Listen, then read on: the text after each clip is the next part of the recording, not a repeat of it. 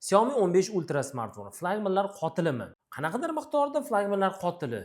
Lekin Xiaomi 15 Ultra, 14 Ultra, umuman Ultra seriyasi flagmanlar qotili emas, balki foto flagmanlar qotili desak to'g'riroq bo'ladi. Sababi foto flagmanlar qatoriga Vivo X200 Ultra smartfon, o'tgan yil 100 Ultra smartfoni ham kirardi.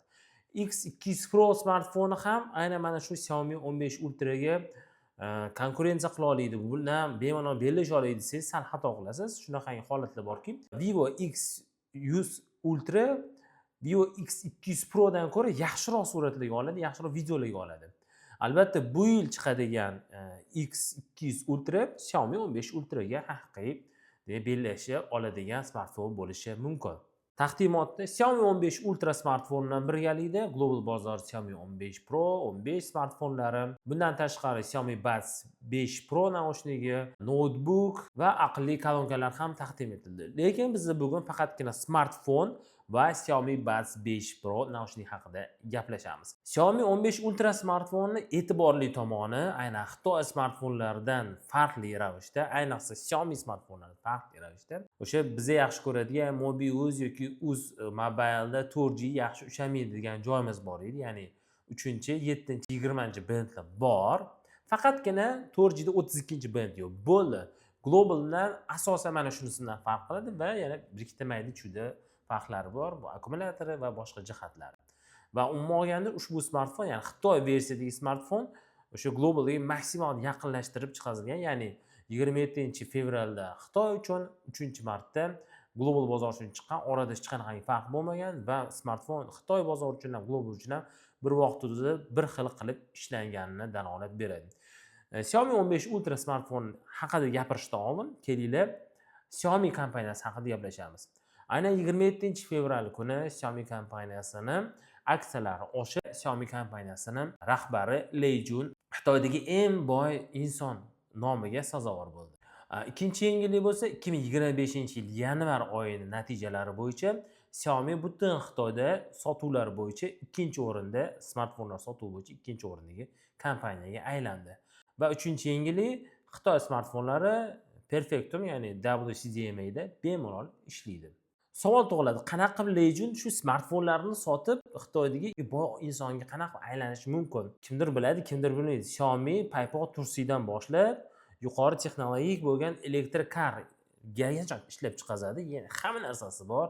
Konditsioner, uydagi barcha jihozlar, oddiy ruchkalardan tortib turli xil termoslargacha nima chiqazmaydi desangiz, hamma narsa chiqadi. Pila, tursi, paypoq, vilka, qoshiq, hamma narsasi borda. Yo'q narsasini o'zi yo'q. Ya'ni qaysi sohada kimdir yangilik qilgan bo'lsa, bo'ldi, o'shanga investitsiya tikishadi. Ya'ni o'ziga shunaqa platformasi bor, shu yerda kirib barchani qaraysiz, ko'rsatasiz. O'zi undan oldin u odamlar shu sohada ishlagan, shu narsani ishlab chiqargan bo'ladi, lekin pul yetmaganligi uchun keyin Xiaomi kompaniyasiga, demak o'sha platformasiga yuzlanishadi va Xiaomi kompaniyasining o'zini puli emas u, aksioner, ya'ni ko'pchilik o'sha kompaniya aksiyasini sotib olib pul tikkan, o'sha pulni aylantirishadi. Mana shunaqangi zo'r sxema orqali Xiaomi kompaniyasi rahbarining tarixini biladigan odamlar bo'lsa, u programmistlikdan boshlagan, keyinchalik esa mana shunaqangi katta korporatsiya rahbariga aylanib ketgan. Keling endi Xiaomi 15 Ultra smartfoni haqida gaplashamiz. Xiaomi 15 Ultra orqasidagi katta shayba dizayn haqida gaplashamiz. 4 xil rang versiyasi bor: oq, qora, fotokamera kabi kulrang va yashil kombinatsiya qilingani. Yashil rang versiyasi firmenniy bo'lib chiqqan. Ramkalari o'tgan yilga o'xshab titandan emas, afsus, alyumindan ishlangan. Kamerasi katta shayba. Shuni o'zi smartfonda kamera imkoniyatlari juda yuqori darajaligini ko'rsatib turadi. Taqdimotda Xiaomi 15 Ultra ni doim iPhone 16 Pro Max bilan solishtirishdi. Bu degani iPhone bozoridagi eng zo'r smartfon emas, balki bozorda eng ko'p sotiladigan smartfon. Va albatta eng ko'p sotiladigan smartfon foydalanuvchilarni o'ziga jalb qilish uchun o'sha siz hozir qo'lingizda ishlatib turgan iPhone'ingizdan mana bu Xiaomi 15 Ultra yaxshiroq. Akkumulyatorda mana bu Xiaomi 15 Ultra yaxshiroq degan juda ko'p mana shunaqangi misollar keltirishdi va hattoki taqdimotda iPhone foydalanuvchilari marhamat Xiaomi'ga ham o'z nazaringizni qarating va sizga yoqishini bilamiz, ishlatib ko'ring degan gaplarni gapirishdi. Ya'ni o'sha foydalanuvchilar o'ziga tortib olmoqchi. Kimdir har doim iPhone bilan yo Samsung bilan solishtirsa, bozordagi eng zo'r kimligini bilishadida emas, bozorda eng ko'p, eng yaxshi sotiladigan. Albatta eng ko'p sotilgani eng zo'r degani ham emas.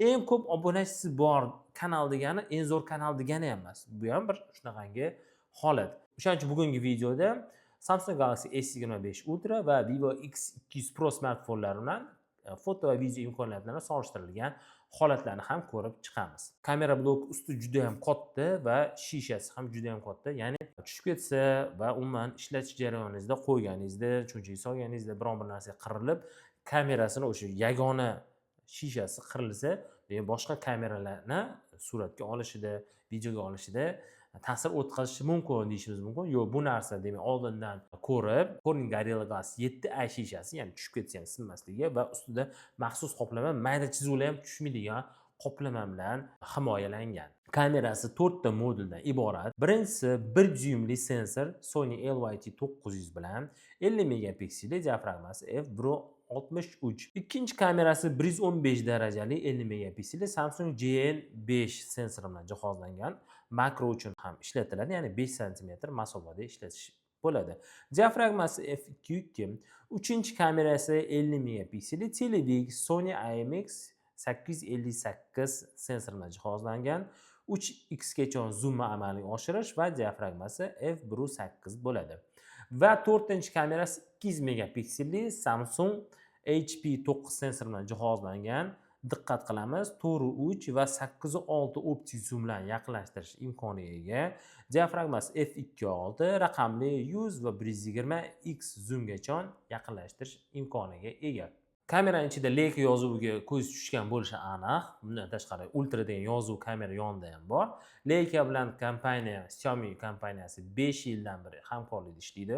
Leica'ning 100 yillik tajribasi albatta kompaniyaga haqiqiy kamerafon. Leica kompaniyasining 100 yillik tajribasi smartfonlarda suratda ishlash, suratga olish, suratga qayta ishlash kabi sohalarda Xiaomi kompaniyasiga o'z yordamini berib kelmoqda. Vivo fanatlari shu joyda Vivo X200 Pro Xiaomi 15 Ultra dan zo'r deyishi mumkin. Kelinglar, misol tariqasida ko'rib chiqamiz. Zoom testlarda Xiaomi 15 Ultra Vivodan suratga olishda ham, video olishda ham va uni yana qayta ishlab natijani yaxshi chiqarib berishda Vivo X200 Pro dan ancha yaxshigini ko'rsatdi. Samsung Galaxy S25 Ultracha deyishingiz mumkin. Kelinglar, bu misolni ham ko'rib chiqamiz. Samsung Galaxy S25 Ultra bilan ranglar tabiiyligi va suratda detallari maksimal qamrab olinganligi bilan Xiaomi yutib ketadi. iPhone bilan solishtirilgan bo'lsa, faqat 25x zoom testda iPhone kuchsizligini sezish mumkin. Boshqa holatida iPhone qaysidir jihatdan Xiaomi 15 Ultra dan yaxshiroq bo'lishi mumkin. Aynan video imkoniyatlari, foto imkoniyatlarida aynan Leica bilan ishlagani va demak algoritmlar yaxshi yo'lga qo'yilgan. Algoritm hozir AI, ya'ni sun'iy intellekt deyishadi. Ya'ni sun'iy intellekt mana shu suratlarni qayta ishlashida Leica o'z hissasini qo'shganligi bilinadi va keng burchakli kamerasi deysizmi, asosiy kamerasidan va yaqinlashtirilgan zoom fotolarda ham qayta ishlab suratda maksimal, ya'ni detallarni tortib berish, ranglarni tabiiylik bo'yicha, ya'ni tabiiy yaqinlik bo'yicha Xiaomi 15 Ultra boshqa smartfonlardan ko'ra ozgina bir qadamda bo'lsa ham oldinda. Videoni 4K 3060 va 120 fps gacha olish imkoniga ega. Full HD da 3060 hattoki 1920 fps gacha sekinlashgan videolarni olish imkoniga ega. Va AAC log maxsus professionallar uchun ham video olish imkoniga ega. Oldi kamerasi 32 megapiksel, diafragmasi f2.0, 4K da 3060 fps da, Full HD da ham xuddi shunaqa videolarni olish imkoniga ega. Oldi kamerasida ham Android smartfonlar ichida foto imkoniyatlari yaxshiligi bilan ajralib turadi. AI funksiyalari albatta global va Xitoy versiyadagi smartfonlarda farqlanadi. AI funksiyasi misol uchun Xitoy versiyada suratlarni jonlantirish. Eski umuman mana shu smartfoningizda emas, bunaqangi funksiyasiga ega bo'lmagan, oddiy fotokamerada olgan fotoni ham jonlantirib berish imkoniga ega aynan Xitoy versiyadagi Xiaomi 15 Ultra. Global versiyada esa o'sha Samsung Galaxy S24, S25 Ultralarda maqtanadigan Gemini deysizmi, Circle to Search deysizmi, mana shu funksiyalari ham Xiaomi 15 Ultraning global versiyasida bo'ladi. Xiaomi 15 Ultrani globalda ham Xitoy versiyasida ham displeyi AMOLED displeyda nima bor? Shim bor. Globalda Xitoyda ham ikkalasida DCDMA, ya'ni o'sha shimni pasaytiradigan funksiyasiga ega. Displey 3200 ga 1440 piksellar soniga ega, 1 dyuymga piksellar soni 522, 1 Gz dan 120 Gz gacha LTPO AMOLED displeyni jihozlangan. Sensorni sezgirligi 300 Gz tashkil qiladi.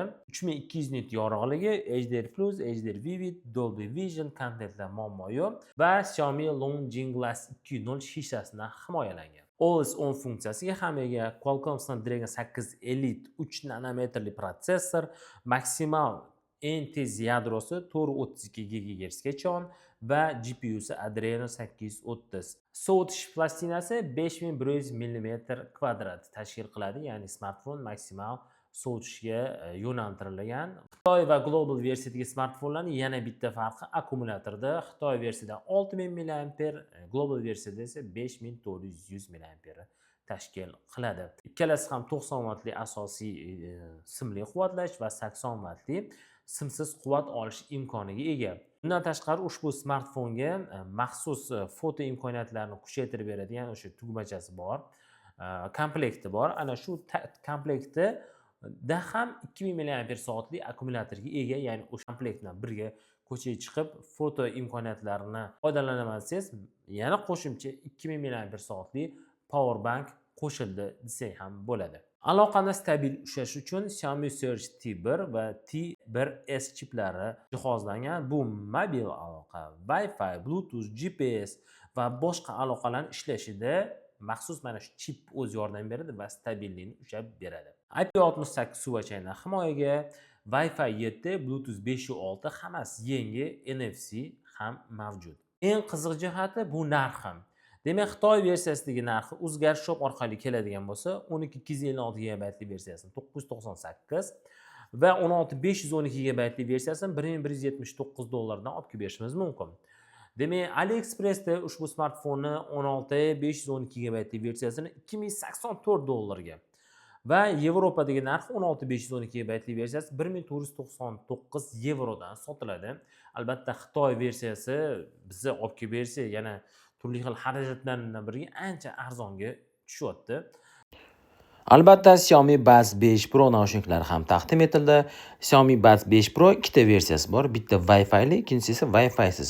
Wi-Fi-siz versiyasi ham juda ham zo'r. Dinamiklari deysizmi, 10 soatgacha ishlashi, lekin aynan mana shu Wi-Fi-siz versiyasida ham diktafon funksiyasi, diktafon yozilib olingan tovushlarni tekstga aylantirish va hattoki onlayn rejimda tarjima qilish imkoniga ham ega. Wi-Fi versiyasida esa ushbu naushnikimiz aloqasi nafaqat Bluetooth, balki Wi-Fi orqali juda ham tezkor va stabil aloqani ushlab turishni ta'minlab beradi. Wi-Fi versiyasi $250, Wi-Fi-siz versiyasi esa $220 tashkil qiladi. Wi-Fi versiyasi usti shaffof, chiroyli bo'lgan versiya hisoblanadi. Albatta, bizdan uzoqlashmanglar. Mana shu gadjetlar va mana shu turli xil yangiliklar haqida ko'proq ma'lumotga ega bo'lmoqchi bo'lsanglar, albatta Telegram kanalimizga ham obuna bo'lish esingizdan chiqmasin. FTech.uz Telegram kanalimiz, Uzgadget Shop esa smartfonlar olib kelib beradigan, xizmat ko'rsatadigan kanalimiz. Keyingi videolarda ko'rishguncha assalomu alaykum.